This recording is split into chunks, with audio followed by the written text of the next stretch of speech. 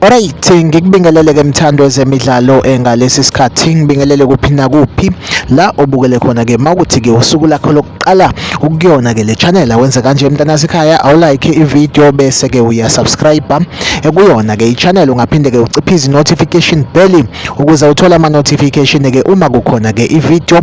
siyifakayo. Sikubhekele ke nje ama transfer umazi akhona ke kuyona ke i-Betway Premiership sokubhekela lapha ke kulona ke iqembu elayo ke Orlando Pirates ke udaba oluvelayo ke lapha ke kwezimnyama ekuthiwa ke Orlando Pirates iplana okanye ke ihlongoza ukuthi ke ikhiphe ke umdlali ke wayo ngeloan nongayitholi ke igame time ngenxa ke yecompetition ekhona ke lapha ke kulona ke ibhakabhaka Thuso emoleleki Orlando Pirates ke ifuna umkhipha ngokweloan iqembu engathi ke impela ke lona ke elihamba phambili ekuthenini ke liyamdinga ke lo mdlali ke ngayo iloan iyona ke lapha ke iChippa United nesiyazi ke ubudlelwane bayo neOrlando Pirates bubuhle kakhulu since ke bekhona abadlali ke abakhona ke lapha ke kwiChippa United abasuka kulona ke lapha ke ibhakabhaka ngayo ke iloan singabala ke lapha ke Osphelo Baloni bakhona lapha ke ngayo ke iloan. So iOrlando Pirates ke neChippa United